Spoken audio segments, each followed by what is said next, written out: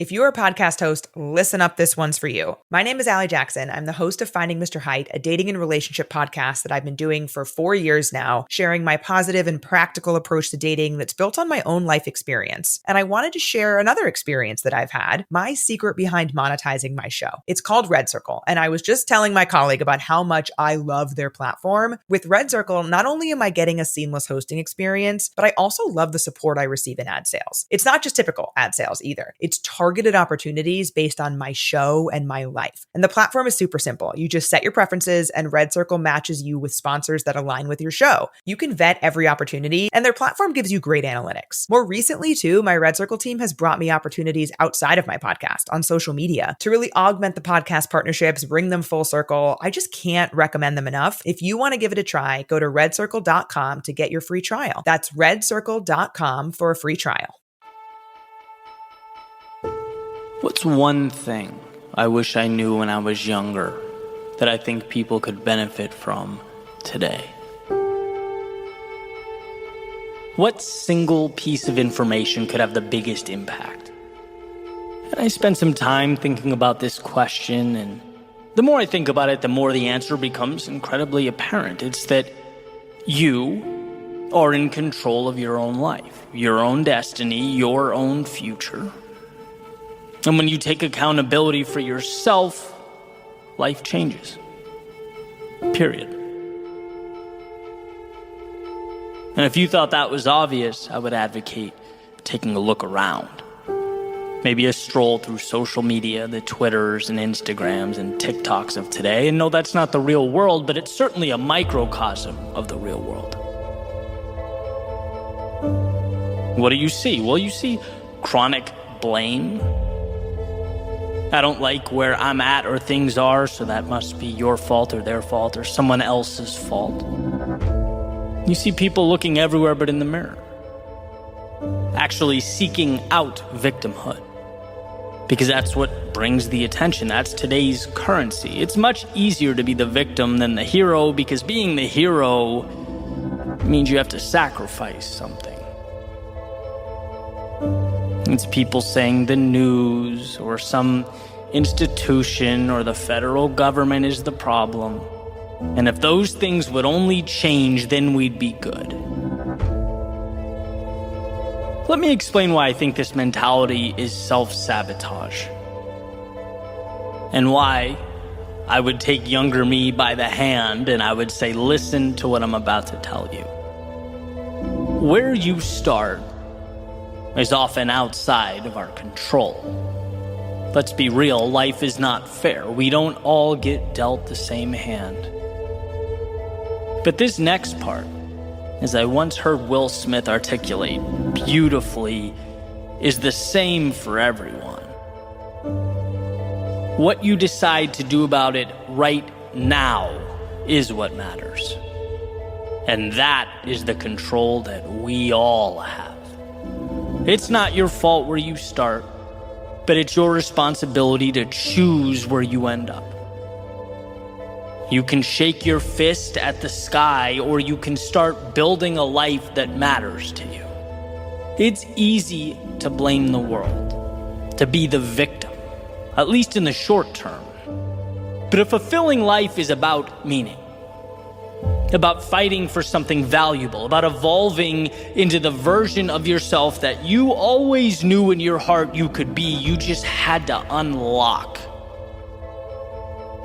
See, no one down the road was ever happy with themselves for blaming the world while they bitterly remained stagnant. I would say to a younger me, worry less about how you're perceived and think more about who you are, what you're capable of, because that you can always control. Stop losing yourself in the news or whatever the narrative of the day is. That has nothing to do with your progression, has nothing to do with your very next step. So sure, be informed, but do more, consume less. Because by and large, it's a distraction. And I would say the government, which has become the crux of our discourse today, transforming into a modern-day religion. Look, the government's job is not to give you anything. It's there to protect what's inherent to you already. Your right to live life on your terms. See, satisfaction, it will come from good habits. It will come from self-belief.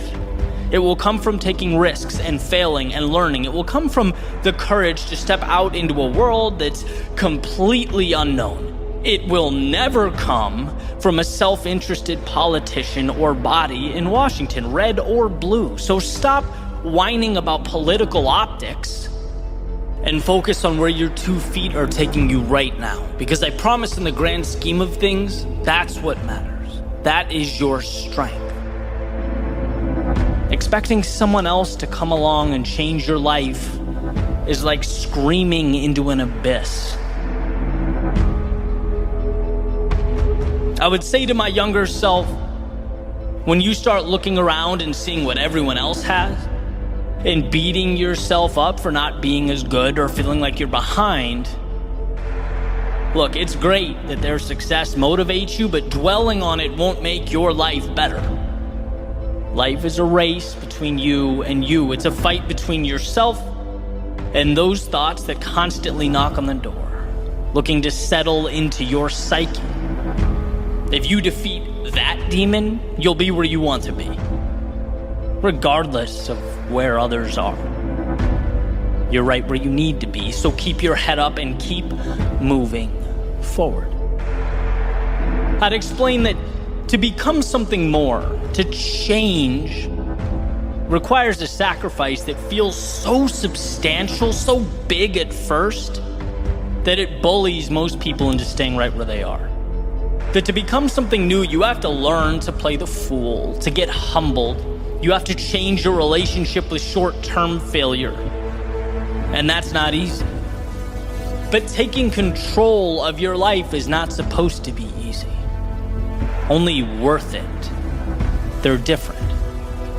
And I can certainly look back at my own life, think about the times where I was so busy pointing out that I didn't even think to point the finger at myself. I was so worried about life being unfair that I existed in this temporary state of paralysis, the whole time not knowing that I could have been stepping forward. Could have been tapping into the single greatest power I possess, control over my own life. See, every time you feel anger or the need to blame those around you, you're taking the spotlight off of what matters and placing it on things detrimental to where you want to be, to your journey and your future. Even the most unjust, arbitrary things. Let's say you didn't get that promotion you were beyond qualified for, or you were mistreated by someone, or things didn't go the way you wanted them to. You can fill in that blank, but refusing to blame others and immediately taking responsibility, again, even in a situation like that, it gives you one of the greatest advantages in life. It gives you that gift of control. You can now assess the situation. You can now ask yourself, hey, what can I do to change this? You can delve into the why, find the lessons and the value. You can come back and reapproach this thing stronger. Because to blame others, to take on that role of victim, it's essentially living life in the passenger seat. It might be easier, might be less work, less responsibility, but what you never have is control over where that car goes. But when you own it, when you say, hey, maybe it's not my fault, but look, it's mine now. It's my responsibility, the good, the bad, every aspect of my life. It puts you in position to change things, to take the wheel and reroute to a destination of your choosing. So that would be my message to the world. I know it's not an easy road. I know life is unfair. I know things aren't perfect, but the best thing you can ever do for yourself is say, you know what? This is mine to own. And I'm going to look around for that light switch that will create momentum. That little decision that will get the ball rolling. I'm not going to sit back, shake my fist, and blame life. I'm going to walk out that door and create life. That's where you'll find what you're truly looking for. . 。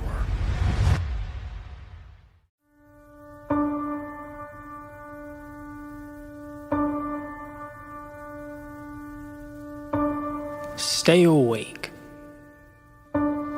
long enough to capture the reality in front of you, but not so long that you forget to dream of new realities. Stay who you are, because your voice and your vision and your talents, they're unparalleled. But don't stay the same, because to evolve is to breathe life into that authenticity. Stay away from those misaligned ventures, the broken places, the empty relationships.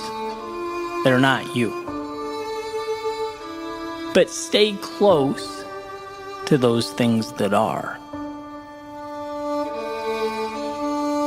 Stay in when it's time to invest in yourself, to chip away at our default ignorance, to turn that curious soul into a knowledgeable actor. But know that all that other stuff, the fun, the escapes, the distractions, they stay right where they are, waiting, should you need them. Stay the course. Not just when it's easy, but when it's difficult. When things for a moment in time feel impossible, lose their glamour, feel like a burden too costly for you to pay. Because hanging in there through the storm, it changes the way we look at life. Like being able to see the stars for the very first time, and no storm stays forever. Stay humble. Because knowing what you don't know is the first step in becoming who you might be. But don't stay so humble that you can't move with conviction into that great unknown. Stay hungry, stay motivated, stay fixated on the next great adventure. But stay grateful for everything you have now. See, without that, the future loses its allure and its relevance. Without that, the perpetual desire for more stays. But that all-important sense of purpose goes. And a life without meaning, well, it just isn't much of a life. And that, if anything, is what we are left to understand. That fine line between staying and going, anchors down or sails up, acceptance of all that is, but the pursuit of all that can be. When the heart pushes and the brain pulls, perhaps this little formula is what connects all the dots. Stay who you are and go where that truth leads you. Stay because identity is power, home is our foundation, and our reflection tells the story. But go because progress is happiness. Meaning is rooted in overcoming, dying and being born again, slaying dragons just to prove to ourselves that we could. So go dream of new realities. Just make sure you stay awake long enough to remember why you dream.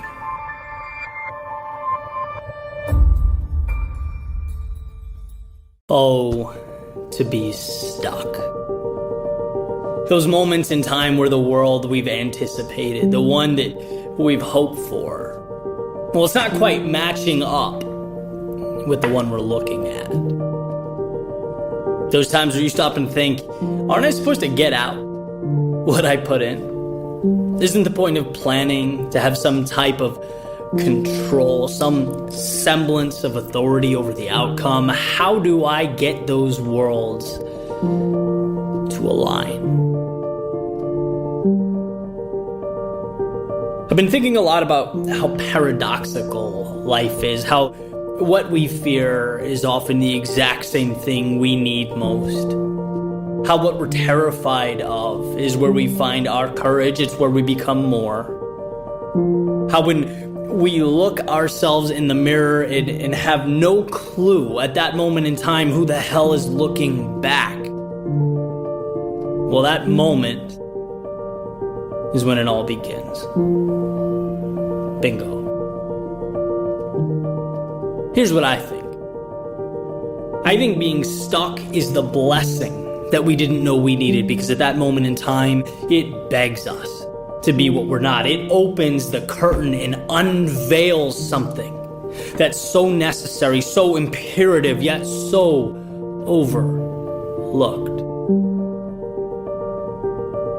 Here's what the last decade of my life has taught me. It's taught me that until your back is against the wall, until you're up to your neck in regrets and I wish and opportunities passed by, until you realize that your reality is a fraction, a microcosm of your potential, you're not living. Because once you find that realization, well, that is when the magic happens. That's when we become who we might be. See, anyone can dance when the music is playing, but this moment, this is a special one. This is when you dance to silence. This is when you compose. I want to share with you an idea, a concept that's gotten me through the worst times. It's gotten me through times where I felt like I had nothing left, where I felt lost, unsure, underappreciated, where I felt like this world had absolutely nothing out there for me, that I was going to be a statistic, another dude who tried, failed, and quit. It's this. It's that you are always one decision, one move, one step away from a totally different life. Not sometimes or during the best of times, but always. And I'm not talking about the home run ball. I mean, sure, those are great, but they're shooting stars, the anomaly. I'm talking about getting on base. I'm talking about, one, believing there's a journey out there, that it's possible, and two, that you are worthy of that pursuit. Can you do one thing that makes you, even for a moment of time, remember who you are, feel the power, the contentment, the adrenaline of momentum?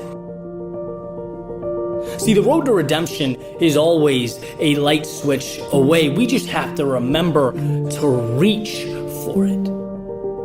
I love the idea that darkness is a temporary state. It's in its definition. Darkness is nothing more than an absence of light, calling on us to come in and be that flicker, that spark that changes the dynamic of everything.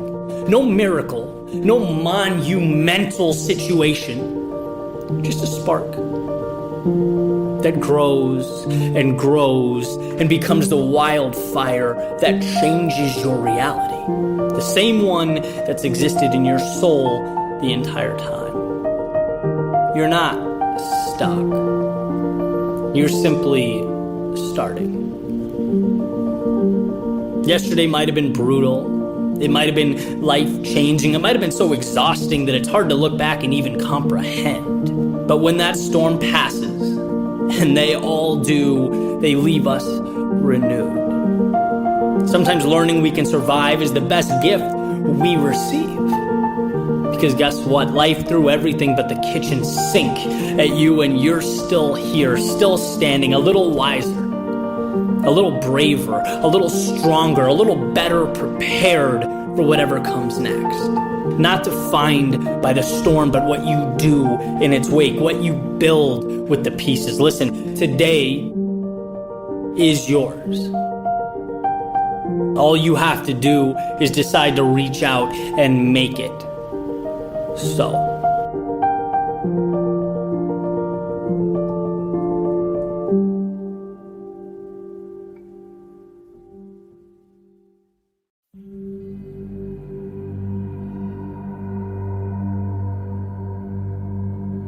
Part of my morning routine every day is to listen to the commencement speech Admiral McRaven gave at the University of Texas, where he's talking about 10 lessons that he learned during his time as a Navy SEAL going through BUDS training. And he positions them in a way that will really help anybody through life if they implement these concepts. It's an incredible speech, and my favorite lesson of the 10 is around what he calls the sugar cookie. And I want to delve into it a little deeper because it's such a perfect metaphor. It's so relatable. And so for a quick overview, basically during Buds, all the attendees were called to line up for uniform inspection. Right? And the instructors would, walk by and check out their uniforms. They had to be perfect, right? As McRaven says, uniform pressed, belt buckle shiny, no smudges on the shoes. But the point of the exercise that a lot of people really didn't understand is that the uniforms were never going to be good enough. The inspectors or instructors would always find something wrong. And the punishment was to go run down into the water with your clothes on, get soaking wet, then roll around in the sand, and it sticks to you all day. That's why they call it the sugar cookie. And what he says is, right, you were never going to succeed. The perfect uniform was impossible. The instructors wouldn't allow it. But the interesting thing is that some people simply couldn't handle that idea. They didn't understand that no matter how well you prepare or perform, sometimes you're going to end up a sugar cookie. That is life. It's such a powerful concept. It's a life lesson that must be understood before someone can effectively make their way in the world. The idea that life simply isn't fair. And those who refuse to accept that are pulled into this void of projecting out and looking to assign blame as opposed to continuing a march forward and reshaping the odds, right? A tough lesson to learn. It's tough to work and work and work and not get that immediate validation you hoped for. It's tough that life drops obstacles before us that we weren't prepared for and don't feel equipped to take on. It's tough when people around you get rewarded or promoted or acknowledged for doing the same or less than you. And if you let it, it will eat you up. It will taint your view of the world. It can close the door to your own self-improvement and open it up for comparing, contrasting, projecting, blaming, toxicity. It really hit home for me when McRaven says, look, some people just couldn't understand that no matter what they did, they were going to be a sugar cookie. They couldn't rise above the apparent unfairness. They didn't realize that they were being prepared for the reality of life, not the gentle, predictable, fair world we often feel is owed to us. So the ones who made it out of the class, well, they took their hits, they dealt with their discomfort, they learned to expect more out of themselves. Right? There simply was no room for the victim mentality there. Because those who wouldn't help themselves, they got weeded out, left behind. It really is the perfect metaphor for life. And as far as I'm concerned, the only way to ensure defeat was to divert responsibility to the outside world. Right? The only way to remain powerless is to feel bad for yourself, to feel angry that life isn't what it is in the movies. Again, hard to hear. In a perfect world, hard work's always rewarded. The correct actions always have positive consequences, but that's not always reflective of reality. As the saying goes, it's not your fault where you start, or when things you can't control present themselves and make your life challenging. You didn't choose that hand. Not your fault. But guess what? Where you go from here is your responsibility. It is your responsibility to move beyond the cosmic injustice you can do nothing about and create a better situation, a better outcome, a better world. How many times in life do we find ourselves looking in the mirror, saying, hey, I did everything I was supposed to do. Why am I being punished? Why is this happening to me? Why did I take that L? On paper, every box was checked. Right? I've asked the question. We've all asked the question. And every time we do, we're placed at a crossroads of sorts. Do we go one way, let it derail us, distort our worldview? Do we let it alter how we perceive ourselves? Or do we go the other way? Do we acknowledge that life is a marriage of highs and lows? And to make something of it, we shouldn't feel slighted by the challenges, but accept them. Let them make us better.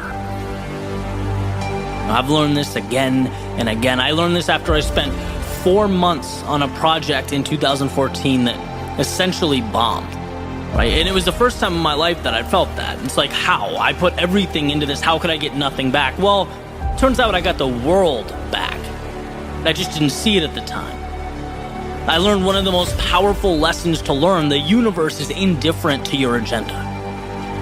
All it does is present an obstacle course in front of you and allows you to navigate as you see fit. Will you focus on the negative? Will you have resentment towards life's injustices? Because a lot of people do. A lot of people can't get past it, so they hide from the struggle that would ultimately become their strength. And see, I'd much rather work to be the type of person who finds the positive, who carries on, who doesn't take hardship personal because it's not a personal thing. In fact, let's remove the emotion from it altogether. Let's focus on getting through. As a good friend of mine says, if you're on a hiking trail and you get bitten by a snake, are you going to chase the snake into the woods so you can kill it and get your vengeance? Or are you going to go to the hospital and get the medical help you need? Are you going to focus on what's necessary for your betterment, to move on, to grow? And every time you accept responsibility for a situation, every time you point at yourself as the one who can make something good happen, you move forward. You stack the odds in your favor. You position yourself for something bigger and better. And it doesn't mean it will happen overnight or even that you are entitled to an outcome. But those who remain empowered through life's trials and tribulations, they usually find a way. Not because they deserved it, but because they simply did not stop. They did not waste time blaming the universe and instead created something of value. They got over being that metaphorical sugar cookie and started thinking about the big picture. They accepted the defeats and they learned. They made a pact with the face looking back at them in the mirror that sometimes we don't get the ideal hand, but it will always be up to you how to play it. There is always a win, always a positive, and to remember that is to create a world of your making.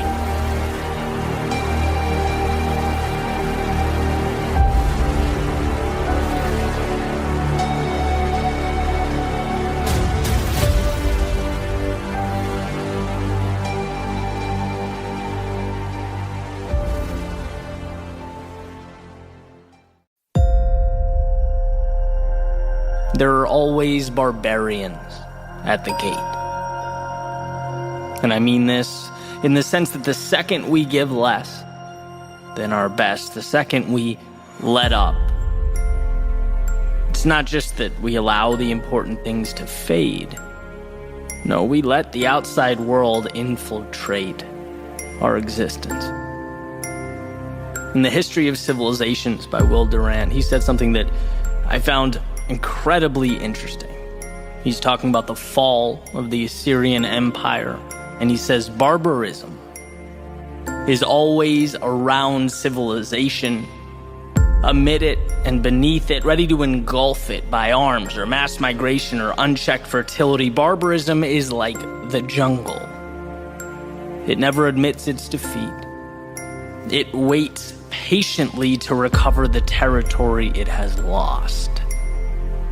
See, in those civilizations Durant speaks of, they knew they were always living with the threat of an attack by outside forces that oppose it, knowing that calm and quiet wasn't the rule, but the exception to the rule. And in its weakest moments, it crumbles. In fact, Durant says societies are born stoic and they die Epicurean, right? Created from discipline, but fall apart when people take what they have for granted, when pleasure and leisure become the standard. It's almost like society is a submarine keeping out the ocean of human nature, constantly putting pressure on it, right? And why does this matter? Well, this is what's interesting. Compare it to this idea that I found in Jim Rohn's collection of lectures, where he's talking about life's concessions. He says even small compromises with regard to your goal matter. Giving in, even a little bit, can be dangerous. Saying, oh, it's just one time, is a wolf in sheep's clothing. Because it begins the process of the downfall. Plants a seed, it cracks the door for those barbarians waiting patiently outside the gate. The ones who know discipline is not guaranteed. Discipline is built, manufactured, it must be protected. It is the exception to the rule, and they are chomping at the bit. Given the slightest opportunity, they will bring it to ashes. And this matters because it's up to you to protect that which is worth protecting. Do you ever have one of those days or weeks that are insanely productive or enjoyable and you just think, this is great, I need to do more of this, I need to sustain this? And then time goes by, the outside world sneaks in, and the prospect of continuing that routine slips away, crashes, because parameters were not created, because you let it slip once. And once doesn't mean you'll pick up where you left off. No, once is whispering to your subconscious that it's okay to concede. It says, oh, it's all right, I'll stray from my path just for the important things. I'll only crack the door for the barbarians when I need to. But now you're in an interesting situation. How do you measure when it's important enough to quit or stop or cheat? And trust me, I understand that life is complex. It's not black and white, but the areas we grow the most are the same areas where we leave no room for negotiation. X, Y, or Z is going to happen because it is who you are. And that door, it stays shut to the outside world, the mediocrity telling you your plans don't matter.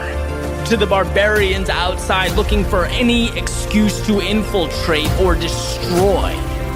And see, the point is not to avoid fun or leisure or the enjoyment of life. No, of course not. What I'm advocating is that we highlight the aspects of life that are non-negotiable, the things that mean a lot and are therefore subject to the ever-reaching arm of retreat.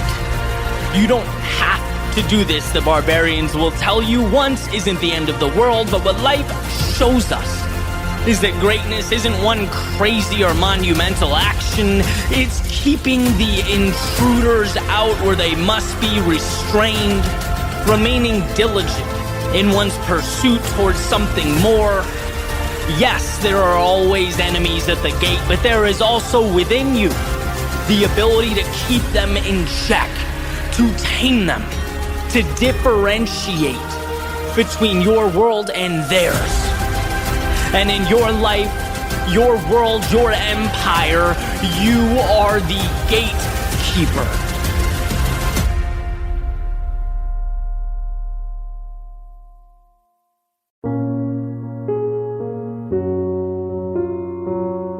One of the most important realizations out there, and you could say for life in general, certainly any situation, is simply knowing that there are options. There are always options.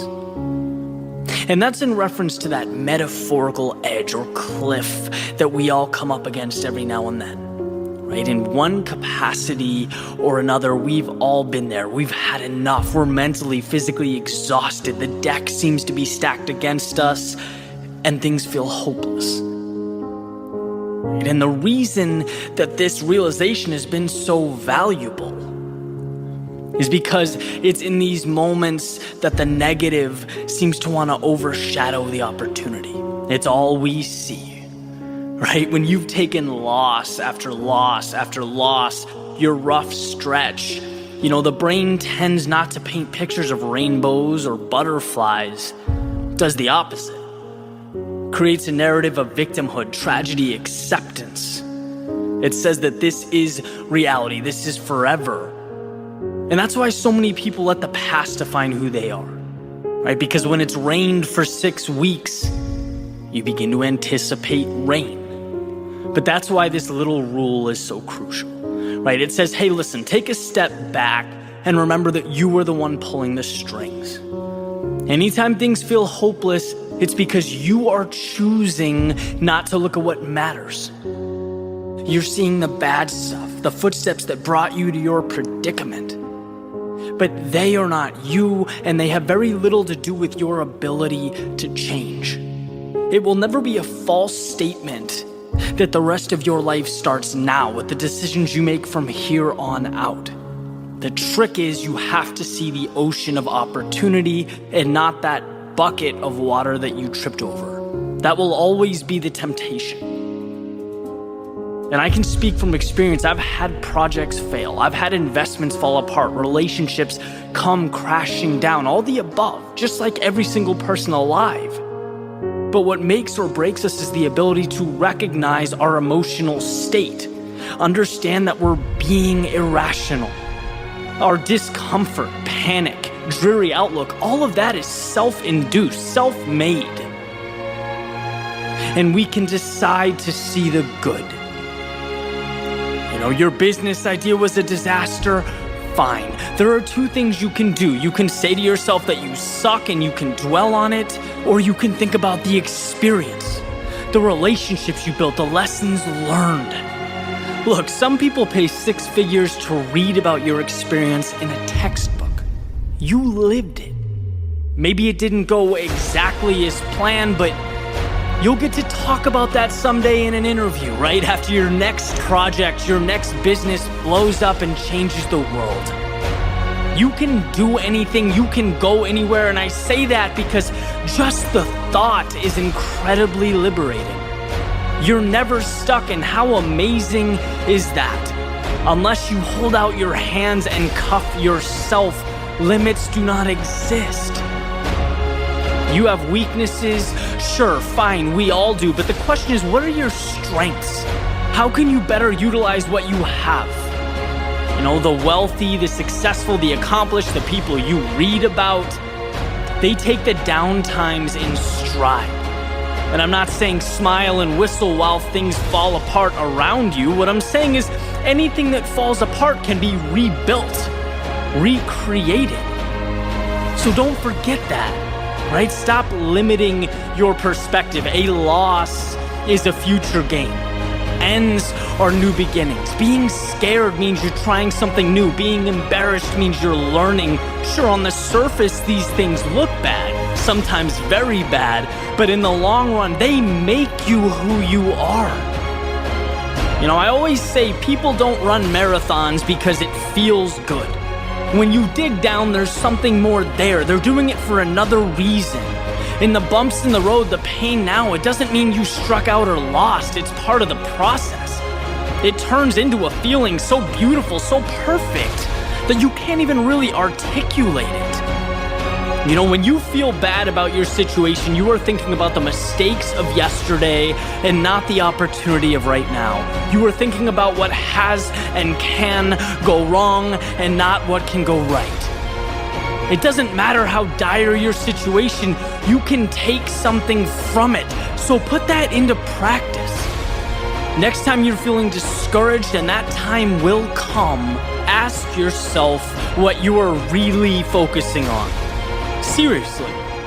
And I guarantee you it's not on how incredible your family is, how far you've come over the past 5 years, or how every single thing you need to make your dreams come true is available to you. No, you're probably thinking about the ridiculous, irrational nonsense that holds you back.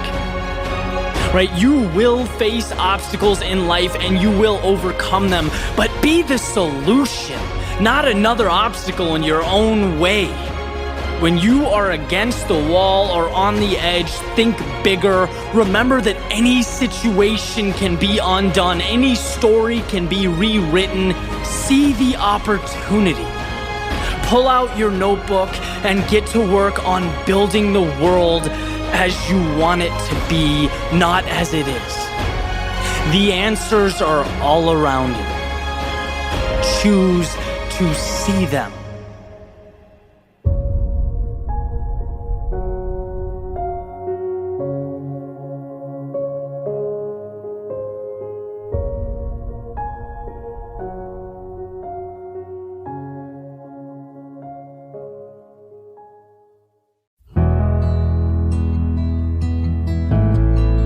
The only ones who never find their way are the ones who never leave. For everyone else, where there is a will, there is, in one form or another, a way. we are presented quite the paradox. We're placed in a world much bigger than we are, in which we have to coexist with forces far stronger than us. We have to accept realities both outside of our comprehension and control, so we start with an uphill climb. But the beauty of life is that we get to decide where that climb ends.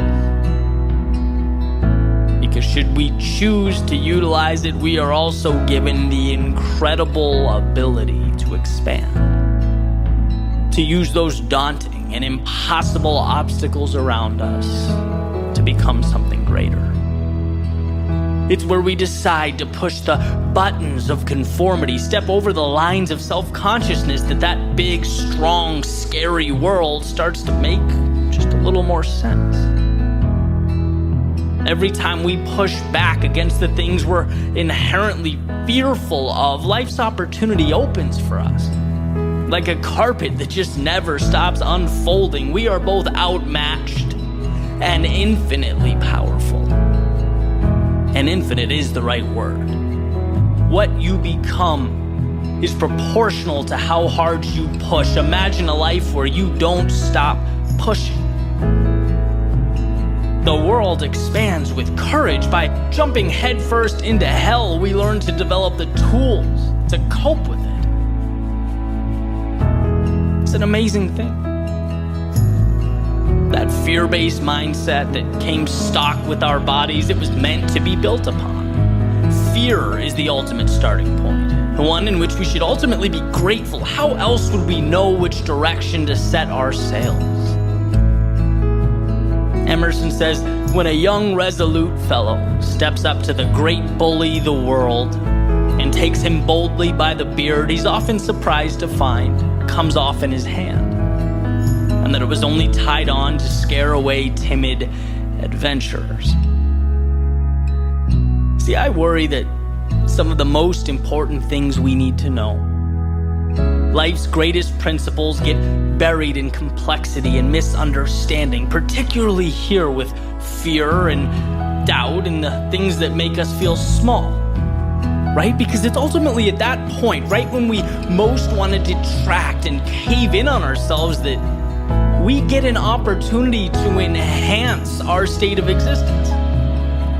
It's the very point where, with a simple decision, we can become something more. We can turn pain into strength and ignorance into wisdom. Sure, we're supposed to be scared. We're supposed to be timid. This is, after all, what it is to be human.